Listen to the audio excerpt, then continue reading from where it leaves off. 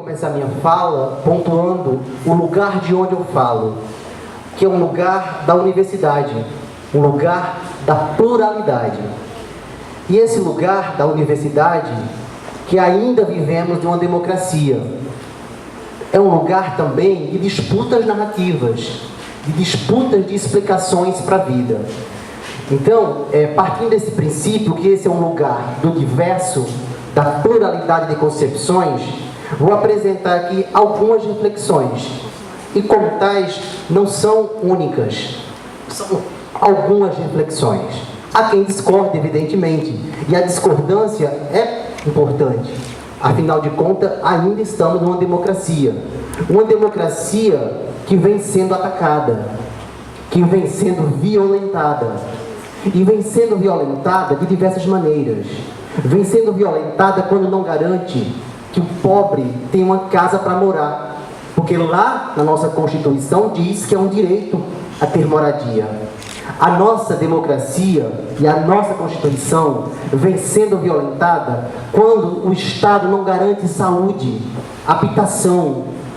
A nossa democracia vem sendo violentada quando os direitos civis não são garantidos, quando o processo jurídico não é garantido. E isso é uma violação constitucional. E é muito bom, é muito oportuno termos aqui um representante do parlamento. Porque o parlamento é uma força importantíssima nas democracias. O parlamento é um lugar onde se discute, se debate, se toma decisões, se toma posturas, se toma atitudes. Então é muito rico para nós termos uma representação do parlamento. Bom, todos têm acompanhado pela grande mídia, né, uma quantidade significativa de narrativas, sobretudo das empresas Globo de jornalismo, mas também do SBT, da Record, da Band, que diariamente vem colocando uma avalanche de informações para nitidamente tentar sentenciar politicamente a figura do ex-presidente Lula, que neste momento está em São Bernardo, com outras lideranças e tantas outras pessoas. E é claro o desejo e a produção dessas narrativas. Ontem eu almoçava e a TV estava ligada, no lugar onde eu estava almoçando, e o repórter da Band News demonstrava uma preocupação.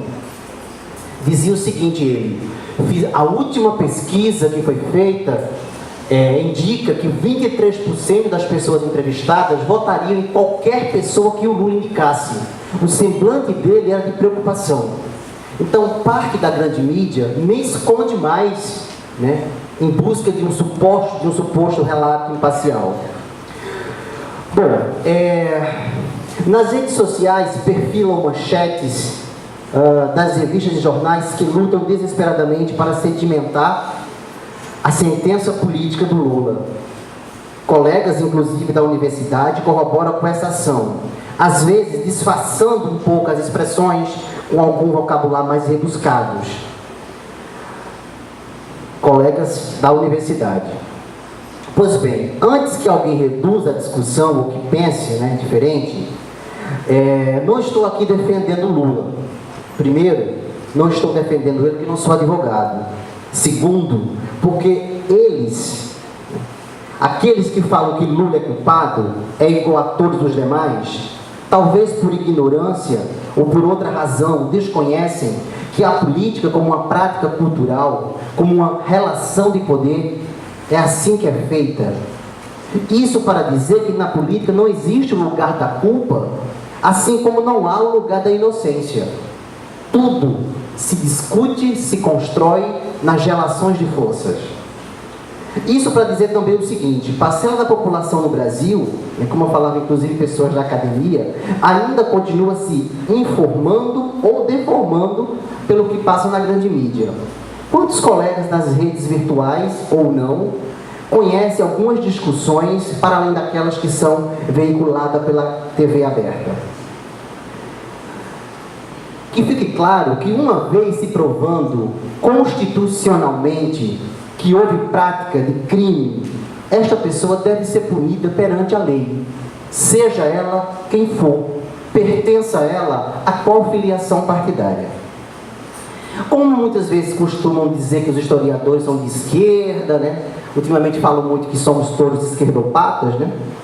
Eu vou passar para vocês aqui algumas posições, algumas falas curtas de um grupo de juristas, professores, doutores das mais renomadas universidades públicas no Brasil e com reconhecimento, inclusive no exterior.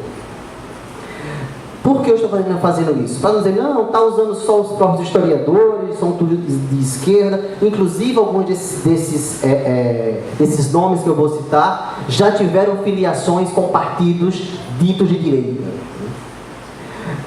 Bom, antes de mostrar para vocês alguns posicionamentos, né, estamos na academia, né, estamos na universidade. Né. Não estou com isso advogando que exista neutralidade na ciência ou em qualquer outro espaço. Mas sendo eu cientista, pesquisador e atuante nesse espaço, o da ciência, prefiro acreditar nas análises desses profissionais do que nas narrativas que politicamente são veiculadas na grande mídia. Eu queria começar as citações com a citação da ministra do Supremo Tribunal Federal, a nossa mais alta corte representante da Justiça, a senhora Rosa Weber.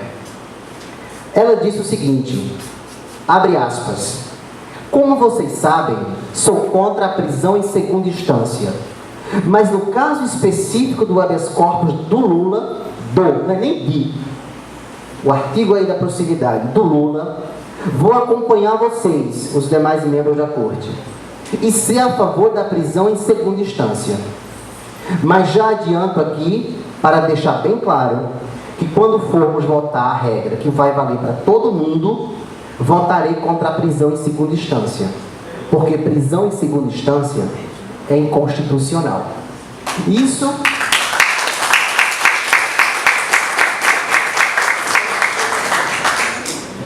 não foi nenhum historiador de esquerda, nem de direita, isso não foi a própria ministra Rosa Weber.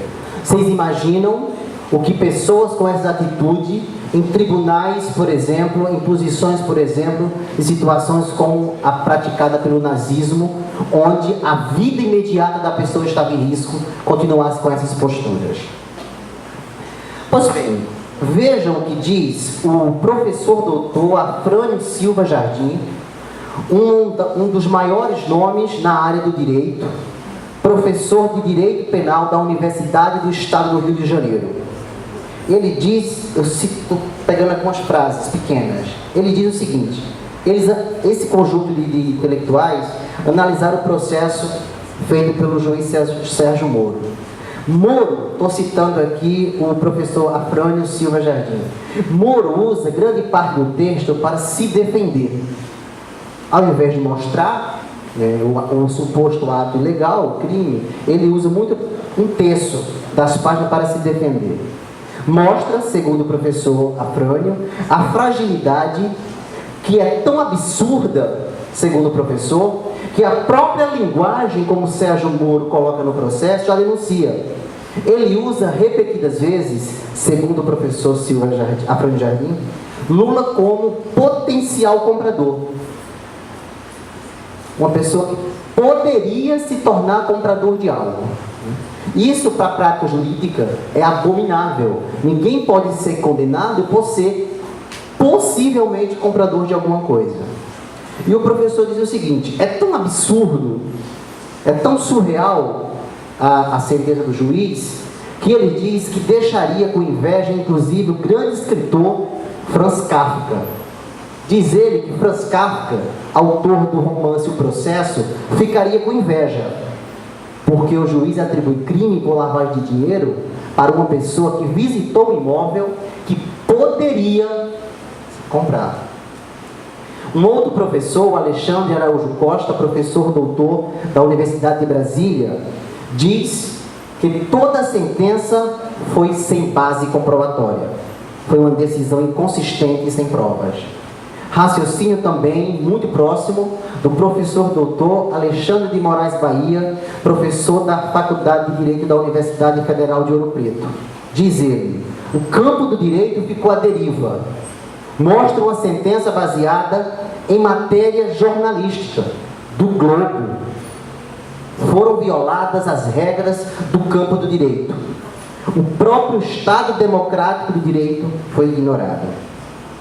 Um outro professor, doutor, o professor Marcelo Alexandre Catoni de Oliveira, professor titular de Direito Constitucional da Universidade Federal de Minas Gerais, diz no final do seu artigo: todo o processo foi inconstitucional e repleto de imparcialidade do juiz.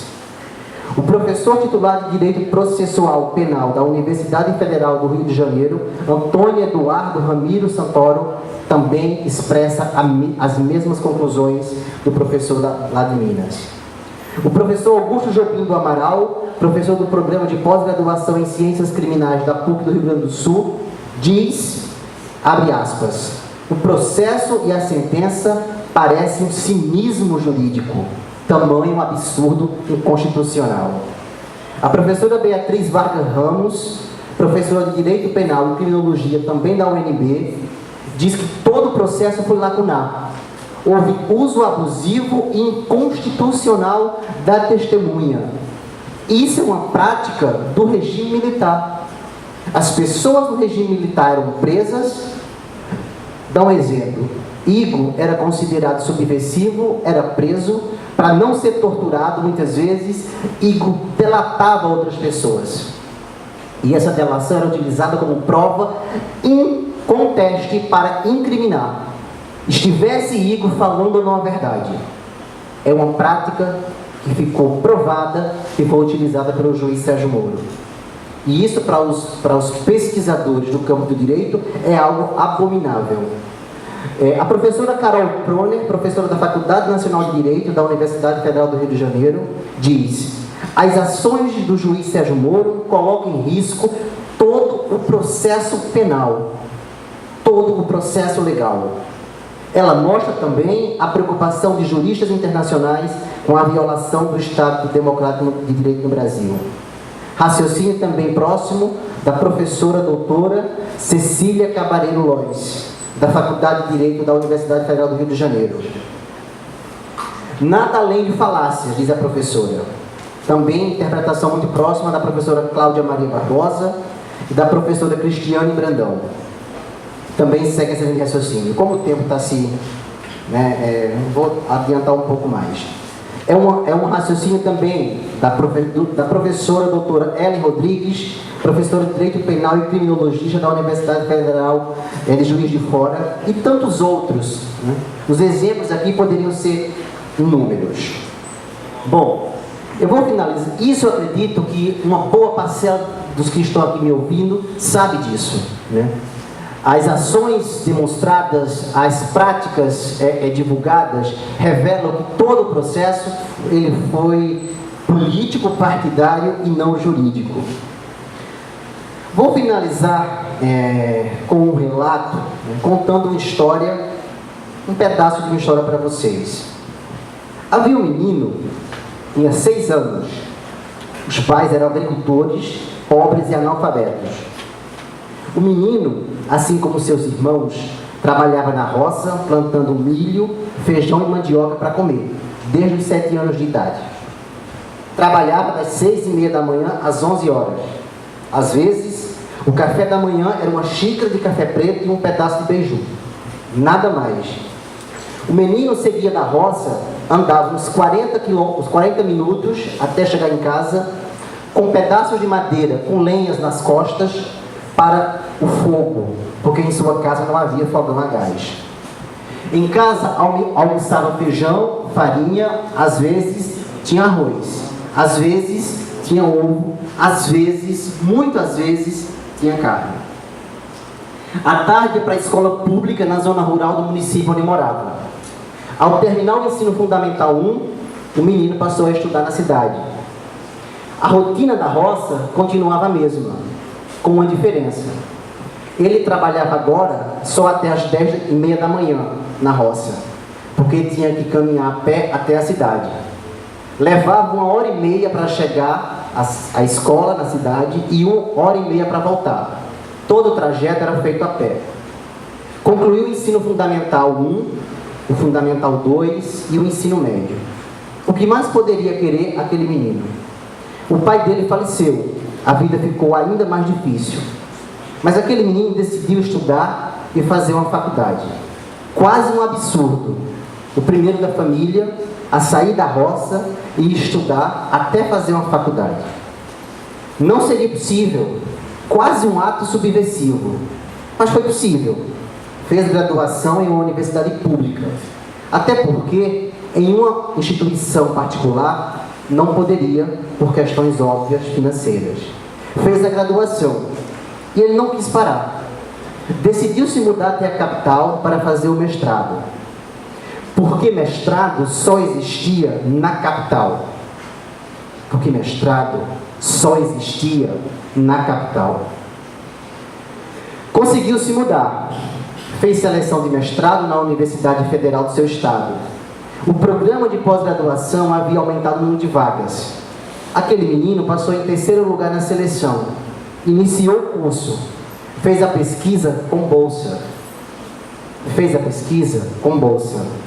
Após concluir, publicou seu primeiro livro, como uma forma também de prestar esclarecimento à sociedade, dar conta à sociedade pelos estudos em uma instituição pública, com dinheiro público, retirado dos impostos da população. Ele não parou, fez seleção para o doutorado. O programa de pós-graduação, como falei, também tinha aumentado o número de vagas. Como aquele menino que saiu da roça passou em primeiro lugar na seleção, ganhou uma bolsa, pôde escolher uma das bolsas de estudo logo ao entrar no curso. Fez suas pesquisas na capital. Depois conseguiu outra bolsa. Foi para a Universidade Federal do Rio de Janeiro, por 5 meses fazer o intercâmbio. Pesquisou nos arquivos do Rio, depois passou mais 30 dias pesquisando nos arquivos de Brasília. Como naquele momento estava tendo investimento político na educação, nos programas de pós-graduação, aquele menino da roça elaborou um projeto, enviou a CAPES para ir fazer um intercâmbio em Buenos Aires, para ampliar suas pesquisas e reflexões sobre o projeto de sua tese. Conseguiu. Passou 7 meses em Buenos Aires, ao retornar defendeu sua tese, um trabalho que foi muito bem avaliado pelos professores que avaliaram em sua defesa. Terminou o doutorado. Tinha uma universidade recém-criada, fora da capital, onde sempre se localizaram as universidades, porque as universidades foram construídas para atender os filhos brancos de uma elite. E os filhos brancos das elites moram nas capitais. Aquele menino fez concurso para aquela universidade. Passou, tomou posse, assumiu, hoje é professor do magistério superior. Alguém poderia dizer, nossa, bravo, que lutador, venceu, mereceu. Essa leitura é apenas uma parcela da interpretação. É apenas a casca de uma laranja. Aquele jovem só conseguiu porque, além dos esforços pessoais, havia um projeto político em andamento que criou as condições para ampliar os cursos de graduação.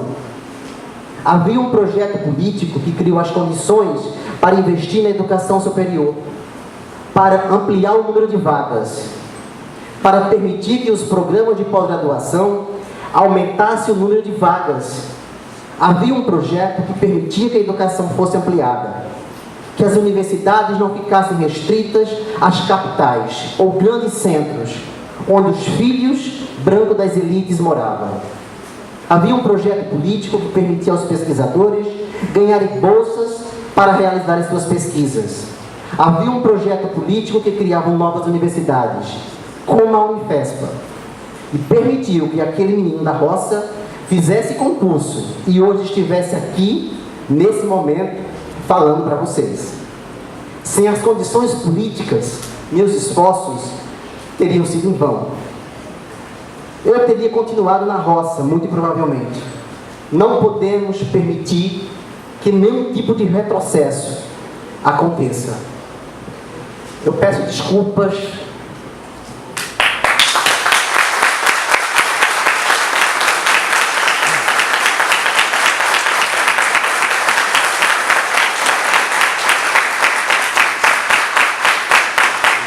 conhecem algumas coisas da minha vida pessoal. E sendo eu um pesquisador de história política nesse país, que há exatos 14 anos eu pesquiso ditadura militar nesse país, pesquiso também formação de professores, entendo que a educação no nosso país é talvez a única forma que as pessoas que não têm posses financeiras possam lutar e conquistar espaços. E eu fiquei muito na dúvida se colocaria esse relato aqui, porque é algo muito pessoal. E às vezes as pessoas falam, às vezes as pessoas reproduzem discursos, às vezes as pessoas não se inteiram, às vezes as pessoas não param para entender que não há esforço pessoal que seja possível se não tivermos as condições políticas que garantam isso. Se hoje nós temos uma universidade aqui, não foi por intervenção divina, foi por decisão política. Não me refiro à política partidária, porque as posições políticas do deputado que está aqui devem ser posições que não podem mudar se ele mudar de sigla partidária. Nossas posições políticas têm que garantir acesso, têm que lutarmos para garantir acesso à educação, para que não permitamos jamais que retrocessos, como tantos esses que estão sendo sinalizados, voltem a acontecer. Então, agradeço mais uma vez e peço desculpas por ter me alongado tanto.